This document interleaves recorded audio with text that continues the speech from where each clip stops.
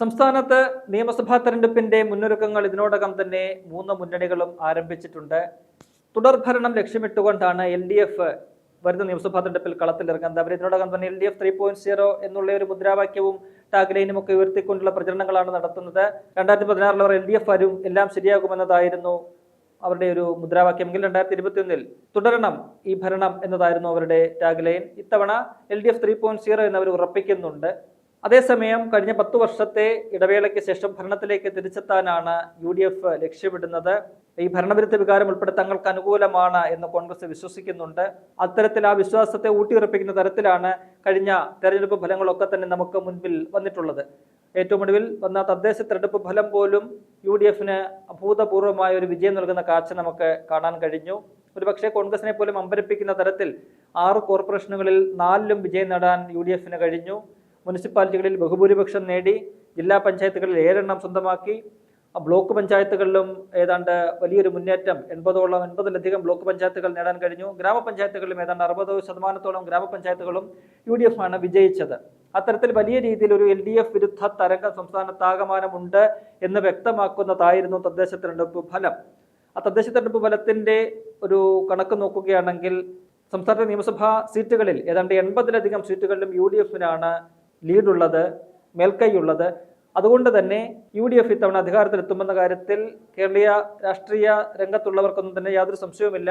ഇതിനോടകം വന്ന 2 സർവേകളും അത് തന്നെയാണ് പറയുന്നത്. കോൺഗ്രസ് UDF അധികാരത്തിലെത്തുമെന്ന് തന്നെയാണ്. LDFന് വലിയ രീതിയിലൊരു തിരിച്ചടി വരുന്ന നിയമസഭാ തെരഞ്ഞെടുപ്പിൽ ഉണ്ടാകുമെന്നാണ് സർവേകളും എല്ലാം തന്നെ പ്രവചിക്കുന്നത്. കാരണം കഴിഞ്ഞ 10 വർഷത്തെ ജനവിരുദ്ധ ഭരണം അല്ലെങ്കിൽ ഒരു ജനങ്ങളോട് ചേർന്നു പോകാത്ത അല്ലെങ്കിൽ ജനവിരുദ്ധമായിട്ടുള്ള നയങ്ങൾ പിന്തുടരുന്ന ധാർഷ്ട്യവും അഹങ്കാരവും ഒക്കെ നിറഞ്ഞ ഒരു ഭരണമാണിപ്പോൾ നടക്കുന്നത് എന്ന ഒരു പൊതു വിലയിരുത്തൽ കേരളീയ പൊതുസമൂഹത്തിനുണ്ട്.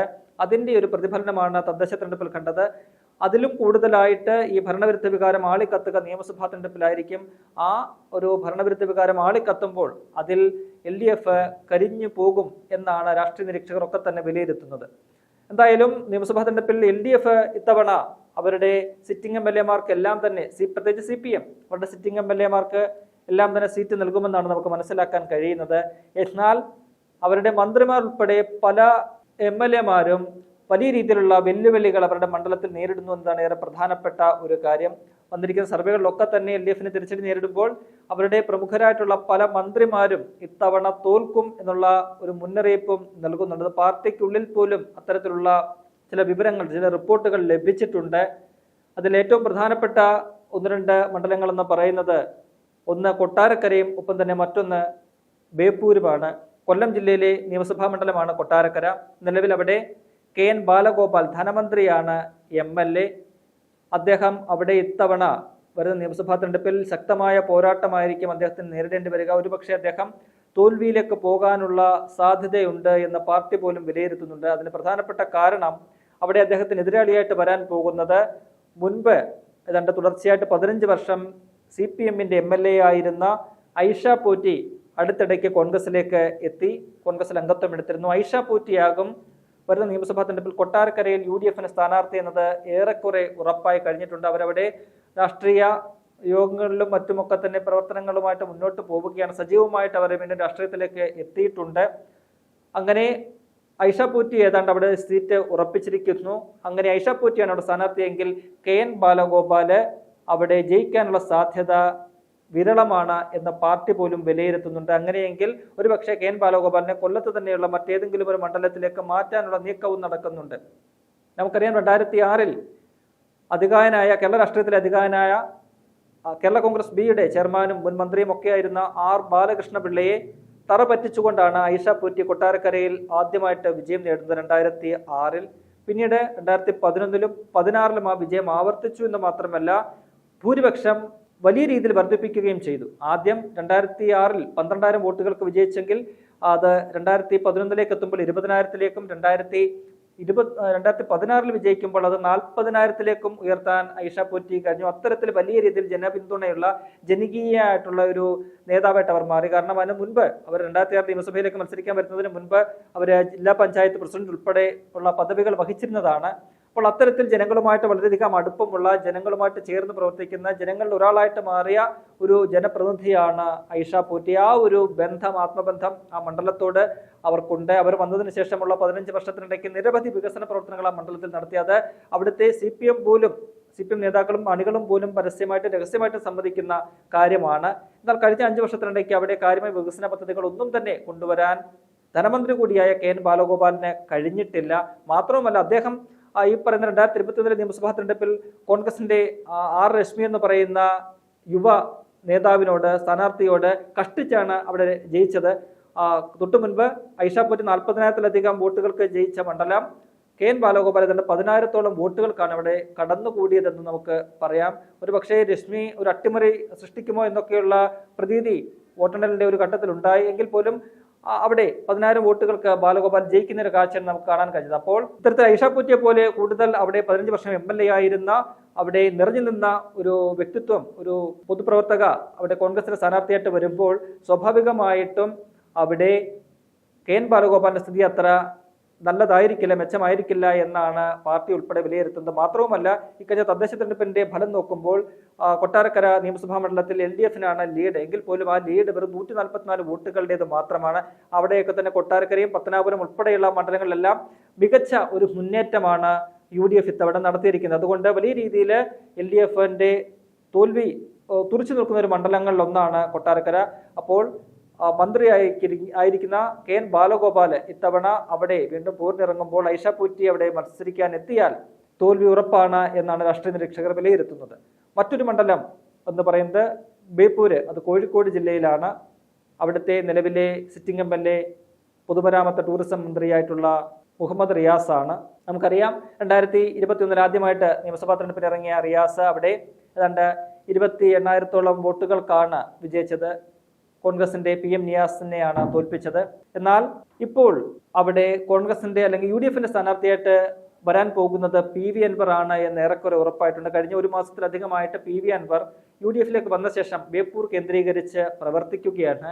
അദ്ദേഹത്തിന്റെ ശക്തമായ പ്രവർത്തനങ്ങൾ അവിടെ CPM-ന്, മുഹമ്മദ് റിയാസിന് ചെറുതല്ലാത്ത പ്രശ്നങ്ങളാണ് സൃഷ്ടിക്കുന്നത്. അദ്ദേഹം ഓരോ മേഖലയിലേക്കും കടന്നു ചെന്ന് അവിടുത്തെ ജനങ്ങളുടെ പ്രശ്നങ്ങൾ പഠിച്ച് അത് പൊതുസമൂഹത്തിന് മുന്നിലേക്ക് അവതരിപ്പിക്കുകയാണ്. മണ്ഡലത്തിൽ മന്ത്രിയും പാർട്ടിയും കുട്ടിഘോഷിക്കുന്ന തരത്തിൽ ഒരു വികസന പ്രവർത്തനങ്ങളും ഈ 5 വർഷത്തിനിടയ്ക്ക് നടന്നിട്ടില്ല. കഴിഞ്ഞ 40 വർഷത്തിലധികമായിട്ട് ബേപ്പൂർ മണ്ഡലം CPM കൈവശം വയ്ക്കുന്ന മണ്ഡലമാണ്. അവിടെ അതിന്റെ യാതൊരു വികസന പ്രവർത്തനങ്ങളും നടന്നിട്ടില്ല. പ്രത്യേകിച്ച് ഈ കഴിഞ്ഞ 5 വർഷം ഒരു മന്ത്രി അവിടെ ഉണ്ടായിട്ട് പോലും ഒരു വികസനവും ഒരു പദ്ധതികളും കൊണ്ടുവന്നിട്ടില്ല. ജനങ്ങളുടെ അവസ്ഥ വളരെ ശോചനീയമാണ് എന്ന് തെളിയിക്കുന്ന ഓരോ കാര്യങ്ങളും അദ്ദേഹം PV അൻവർ പുറത്തുവിടുന്നുണ്ട്. അദ്ദേഹം ജനങ്ങളുമായിട്ടെല്ലാം നിരന്തരം സമ്പർക്കത്തിലാണ്. ഓരോ ദിവസവും അദ്ദേഹം ഓരോ മേഖലയിൽ കടന്നു ചെന്ന് ജനങ്ങളുമായിട്ട് നേരിട്ട് ഇടപഴകുന്ന ഒരു കാഴ്ച നമുക്ക് കാണാൻ കഴിയുന്നുണ്ട്. വലിയ രീതിയിലൊരു പിന്തുണയും അദ്ദേഹത്തിന് അവിടെ ലഭിക്കുന്നുണ്ട്. ഒരു സ്വീകാര്യത അദ്ദേഹത്തിന് പൊതുസമൂഹത്തിൽ നിന്നും ലഭിക്കുന്നുണ്ട്. അത് PM റിയാസിനെ വലിയ രീതിയിൽ അസ്വസ്ഥനാക്കി എന്നത് നമുക്ക് മനസ്സിലാക്കാം. കാരണം അദ്ദേഹം നിയമസഭാ സമ്മേളനം നടക്കുമ്പോൾ പോലും അവിടെ നിയമസഭാ സമ്മേളനത്തിൽ 3-4 ദിവസം മാത്രം പങ്കെടുത്ത് കൂടുതൽ സമയവും ആ മണ്ഡലത്തിൽ തന്നെ തമ്പടിക്കുന്ന ഒരു കാഴ്ചയാണ് നമുക്ക് കാണാൻ കഴിയുന്നത്. ഒപ്പം തന്നെ ഈ PV അൻവർ ചെന്ന് കണ്ട് ഓരോ പ്രശ്നങ്ങൾ അവതരിപ്പിക്കുന്ന മേഖലകളിലൊക്കെ തന്നെ ഉടനടി റിയാസ് പദ്ധതികൾ പ്രഖ്യാപിക്കുകയാണ്. അതിന്റെ ഫണ്ടുകൾ പ്രഖ്യാപിച്ചുകൊണ്ട് ആ പ്രശ്നങ്ങൾ പരിഹരിക്കാനായിട്ടുള്ള തീരുമാനങ്ങൾ എടുക്കുകയാണ്. അപ്പോൾ അതൊക്കെ തന്നെ PV അൻവർ ചൂണ്ടിക്കാട്ടുന്നത് ഇതൊക്കെ കഴിഞ്ഞ 5 വർഷത്തിനകത്ത് ചെയ്യാമായിരുന്നു. ഇപ്പോൾ താൻ ഇതൊക്കെ ഉയർത്തിക്കാട്ടുമ്പോൾ അതിന് പരിഹാരം കാണാനായിട്ടുള്ള മന്ത്രിയുടെ പ്രഖ്യാപനങ്ങൾ അത് വെറും കണ്ണിൽ പൊടിയിടലാണ്. ജനങ്ങളുടെ ഇവിടുത്തെ വോട്ടർമാരുടെ കണ്ണിൽ പൊടിയിടാനുള്ള നീക്കം മാത്രമാണ്. അത് ജനങ്ങൾ അംഗീകരിക്കില്ല എന്ന് പറഞ്ഞുകൊണ്ടാണ് അദ്ദേഹം മുന്നോട്ട് പോകുന്നത്.